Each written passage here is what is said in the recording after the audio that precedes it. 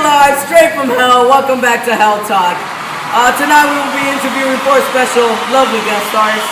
To my left here we have Garson. Welcome, Garson. So, Garson, we have some questions set out for you already. First question: how would you describe your relationship between Estelle and Inez?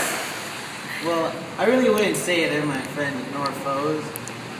Inez and I are somewhat alike, opposed to Estelle, who is less important to me. Reason being, because I must focus on convincing Inez I have no power. Good to know. Boy, am I thirsty.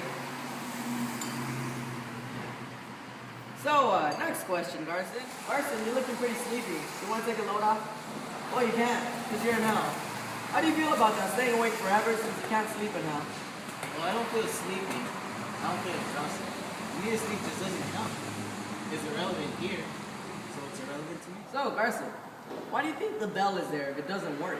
I mean, would you say it's some sort of, I don't know, torture? I do believe there's some sort of torture. I believe the bell gives us the thought that we can talk to someone else, and breaks the sense that we are each other's torturers. So, Garson, random little question. Why'd you mistreat your wife? Not to mention, she brought you and that skank. Can I say skank on live TV? That skank coffee right after you guys, did it. I don't know. It was just so easy. I don't regret it. I'm paying for it now, being here. In hell. I've only heard big tragic guys show their true feelings. I'm fond of teasing, you see? Welcome back to Hell Talk.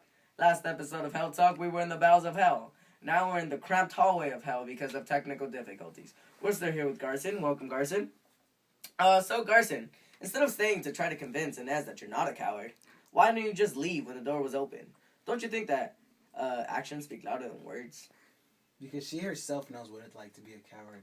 I could care less for other things, but I aim for being a man. I courted danger at every turn. I took risks, and she still calls me a coward? I'm a risk taker, not a mere coward, and she has to know that. Are you a coward, Garson? No, but I made some mistakes that characterize me as one. But we all make mistakes. It doesn't necessarily mean we're all cowards. I know why I'm here, but I don't regret the things I did. Does that make me a coward? I don't think so. Welcome back to Hell Talk. Today's star is Inez. Welcome, Inez. Glad to be here. So, Inez, first question. How would you describe your relationship between Garson and Estelle? Well, my relationship with both is complicated. I want nothing more than to Estelle feel what I feel for her, which is like love. And Garson, well, he's nothing but a coward, and he will always try to convince me that he's not one, but he is. So, Inez, word on the street, word on hell, is that you have a little lesbian crush for Estelle. Why do you admire her so much? Well, it's not just a lesbian crush because I'm lesbian. I guess I'm attracted to her so much because she's just so beautiful is what basically attracted me to her. So you really like Estelle? I do. You think you would try to seduce her for all eternity? Yes, because I'm not the type of person who just gives up on somebody. Like no matter what, I will be there to catch her. That's fine. I'll try to seduce her for all eternity. So, Inez, why do you refer yourself as a damn bitch and cruel? Well, when I say I'm cruel, I mean I can't get on without making people suffer. I'm like a live coal. I flicker when I'm alone. When Garson suggested that you guys leave each other alone, you broke the agreement. By singing, right? Yes. Why'd you do that? Well, I'm his torturer. It is my duty to make him miserable. I will not just leave him in peace. That would suit his book too well. He can't just sit there while Estelle is basically throwing himself at him and he not noticing her. That's just not right. I prefer to look him in the eyes and fight it out face to face. Will you ever be convinced that Garson is not a coward?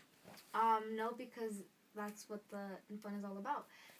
Estelle chasing after Garson desperately trying to convince me that he is not a coward, and me chasing after Estelle and not believing in Garson that he is no coward. So, I guess I will not because it's, it just all fits in well. True. Welcome back, everybody. Welcome back to Hell Talk. Tonight we have beautiful Estelle here. Pleasure to have you. Glad to be here. That's what Inez said. That's weird. That is weird. Okay, first question right off the bat. How would you describe your relationship between Inez and Garson? Relationship between Inez and Garcin? Well, Inez frightens me. The things she does and says just creeps me out. And Garcin, well, he's the one I want because he's the only man there and it's only natural. Estelle, Inez is willing to give you all the love and attention that you crave. Mm-hmm. Why is it that you don't do the same for her? Oh, darling, I simply will not. I don't feel that way towards women. It's just, natural for me. I like men, and there's just something about men that she just will never have. How does it make you feel knowing that Garson will never want to be with you? It drives me insane. I don't know why he will notice me. He is just more interested in Inez. I don't understand why. I have all the things he needs in a woman. I just don't understand what more he could possibly want.